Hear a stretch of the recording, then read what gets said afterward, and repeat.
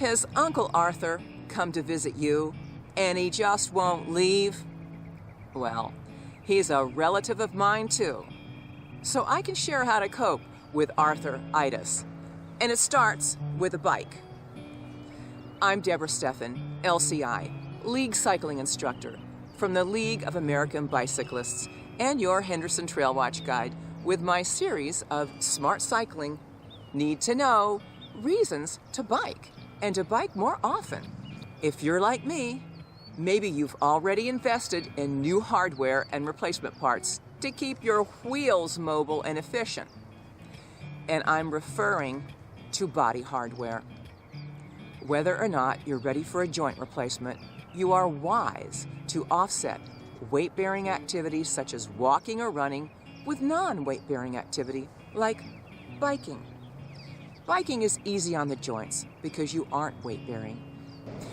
Yet you do need a balance of muscle work to improve joint health, strengthen your bones and connective tissue with load-bearing exercise. And that's where strength training comes in with low repetition, high-intensity weightlifting. I'll talk more about that later. If you've already installed new hardware, some surgeons caution joint replacement patients to give up activities to avoid wearing out the artificial joint. Hip implants typically last 15 to 20 years, and revision procedures are 90% effective. In my opinion, you'll fare better by remaining active and being smart about it. A word about prevention. Avoid overuse injuries from doing just all walking or running. Yes, even walking excessively can cause joint irritation and inflammation over a period of time. Chronic inflammation is a precursor to arthritis, and once your Uncle Arthur comes to visit, he'll never leave until you cut him off, literally. Before it gets to that, just know that arthritis and joint pain are made easier when joints are lubricated by movement. And without load bearing, so your ideal activity is biking. The importance of a proper fit is the simplest and most common fix for avoiding knee pain, and it involves adjusting your bike seat. If you're sitting too high or too low, it can affect how much your knee has to bend or extend as you pedal. Have your knee just past a 45-degree angle at the top of the stroke, with a slight bend at the bottom of the stroke. Be kind to your joints with a proper warm-up before cycling fast or uphill. Even if you consider bike riding to be recreational more than a workout, it's still exercise. Your muscles and joints need to warm up before you start exerting yourself.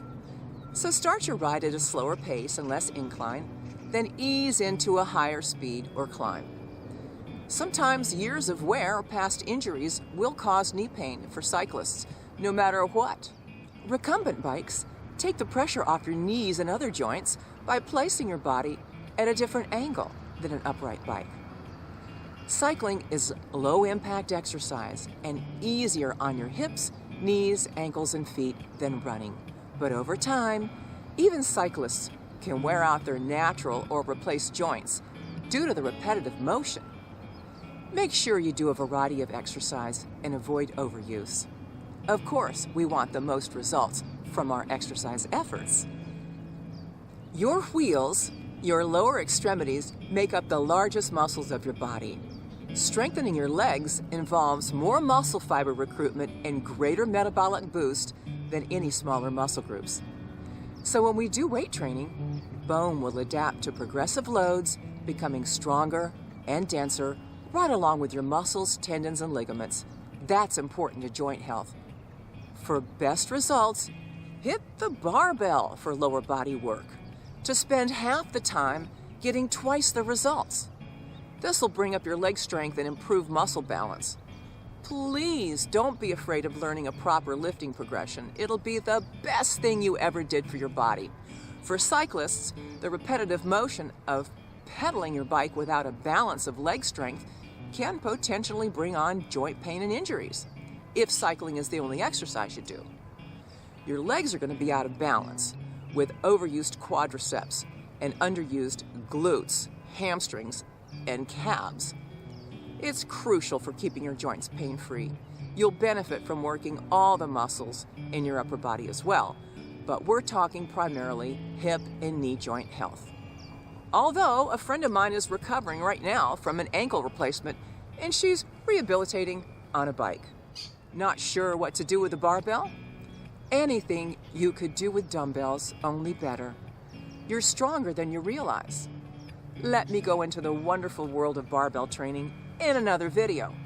For now, let's stay focused on healthy joints and balance of activity. And before you start a running program, consider jump rope for less impact, coordination development, and higher intensity in less time. But it's all good when done in proper progression and duration. A video for later, I'll share a full range of leg exercises that should be in your repertoire to strengthen the muscles that support and stabilize your feet, ankles, knees, and hips. These include deadlifts for your hamstrings, squats and hip bridges for your quads and glutes, and calf raises for your feet, ankles, and calves.